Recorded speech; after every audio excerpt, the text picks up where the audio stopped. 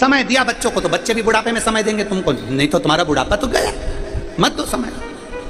फिर अकेले कमरे में पड़ी रहना, फिर कहते रहना अपने पति से, औलाद तो सुनी नहीं रही है, बहू तो सुनी नहीं रही है, तुमने समय नहीं दिया। थोड़ा सा समय दो, थोड़ा सा समय। फिर निवेदन जो हमने पहले कथा में कहा, आज फिर कह रहे हैं। पहले की कथाओं में ये बात बोल चुके हैं, आज फिर कह रहे हैं। अच्छी कमाई हो रही हो ना तो मकान बना लो, अच्छी कमाई हो रही है तो 2-4 प्लाट लेके पटक दो, अच्छी कमाई हो रही हो तो पत्नी के जेवर बना दो, अच्छी कमाई हो रही हो तो गाड़ी बंगला सब करो। चलती नौकरी में, चलती कमाई में सब कुछ कर लो, आगे का क्या भरोसा।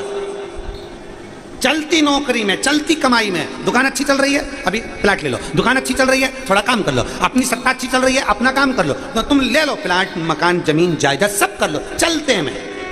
जब नहीं चलेगी तब पढ़। अब जैसे चलती दुकान में प्लाट ले लो, चलती नौकरी में मकान ले लो, जेवर बना लो, उसी तरह जब तक ये श्वास चल रही है तब तक शिव कथा सुन लो। बात का ठिकाना क्या है, क्या ठिकाना बात का? चलते में करो, चलते में। अभी फिर वही बात आ गई, जब तक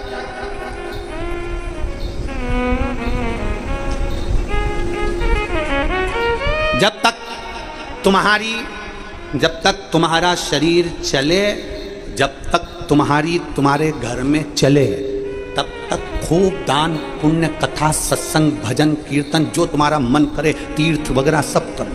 कब तक? जब तक तुम्हारा शरीर चले और जब तक तुम्हारे बोलो बोलो जम के बोलो, घर में चले। जब तक तुम्हारा शरीर चले और जब तक तुम्हारे घर में चले, तब तक तीर्थ करो, दान करो, पुण्य करो, भजन करो, सत्संग करो, संकीर्तन करो और तुम्हारी मर्जी पड़े वो करो। जिस दिन तुम्हारा शरीर चलना बंद हो जाएगा और तुम्हारे घर में चलना बंद हो जाएगी, उस दिन ना तुम कथा में जा सकोगे, ना तीर्थ जा सकोगे, ना 5 रुपए दान भी करना है तो 50 बार सोच के कि कोई देख नहीं ले तब दान कर पाओगे, क्योंकि अब तुम्हारी चलेगी नहीं, बहुत दूसरे की चलने लगेगी। जब तक तुम्हारा शरीर चले और जब तक तुम्हारे घर में चले, खूब सत्कर्म करो, भजन करो, तीर्थ करो और बन सके तो बच्चों को अच्छी एजुकेशन कराओ। एक दिन अचानक से मेरे छोटे भाई को चक्कर आई और हमने तुरंत अस्पताल में लेकर गए। सारी जांचों की रिपोर्ट पर मालूम पड़ा कि इसका ब्रेन ट्यूमर हो गया। ब्रेन ट्यूमर होने पर डॉक्टर भी ने जैसे ही बताया हम लोग घबरा गए।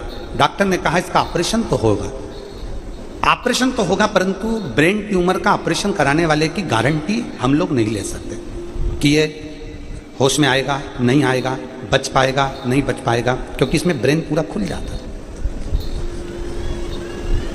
हम गारंटी नहीं ले सकते।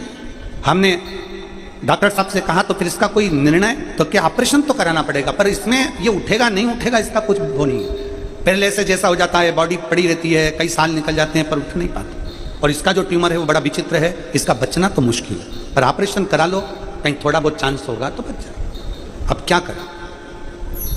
पैसे का व्यवस्था करी गई, डॉक्टर ने जितना बताया हमने उतना पैसा भी इकट्ठा करा और इकट्ठा कर ऑपरेशन की तारीख आ गई। हमने डॉक्टर साहब से ऑपरेशन की तारीख लेकर ऑपरेशन करा दिया। ऑपरेशन कराया पर भाई उठा नहीं, बिस्तर पर पड़ा रहा।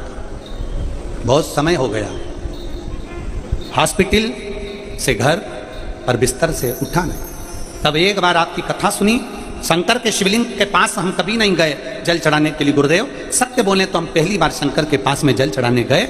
अपने भाई के लिए जल चढ़ाते, जल झेल कर लाते, वो जल अपने भाई को लगा देते, उसके मुख में 2 बूंद डाल देते, बेलपत्री उसके पास में रख देते। गुरुदेव बाबा का मैं क्या वर्णन करूं, केवल 4 से 5 दिन हुए थे और मेरे बाबा ने उसके शरीर में हलचल करना प्रारंभ कर दिया और आज मेरा भाई ठीक हो गया। एक दृढ़ता अपने भीतर प्रकट कर। जब तक विश्वास प्रकट नहीं होगा, भरोसा प्रकट नहीं होगा, तब तक शिव मिल नहीं सकता। एक बीज से करोड़ों बीज उत्पन्न होते हैं। एक सोयाबीन का बीज लगाया, 25-50 बीज 100 बीज इकट्ठे हो जाते हैं। एक धान लगाई, 100-150 धान इकट्ठी हो जाती है। एक गेहूं लगाया, 10-15-20 गेहूं इकट्ठे हो जाते हैं। एक आम का बीज लगाया, ढेर सारे आम के बीज उत्पन्न हो जाते हैं। उसी तरह घर का परिवार का, कुटुंब का, गांव का, खेड़े का, सोसाइटी का, कॉलोनी का, जहां अगर गांव का, सोसाइटी का, कॉलोनी का, खेड़े का एक व्यक्ति भी शंकर की आराधना कर रहा है तो ये मानकर चलें कि वो अकेला पूरे खेड़े को पार लगाने की सामर्थ्यता रखता है। भगवान से एक प्रार्थना करा करो, भगवान से एक विनती करा करो कि बाबा हमारे घर में या हमारे गांव में, हमारी कॉलोनी में, हमारी सोसाइटी में, हमारी शहर में, हमारे नगर में कोई एक शिव भक्त जरूर पैदा करना जो हमारे पूरे गांव को पार लगाए। अपने नगर में, अपने घर में, अपने खेड़े में, अपने गांव में, अपने शहर में एक शंकर का भक्त जरूर है, एक शिव भक्त जरूर है।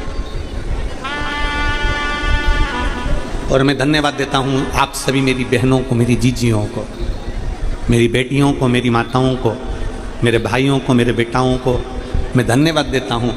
आप रोज़ शंकर को एक लोटा जल चढ़ाने के लिए जाती हो।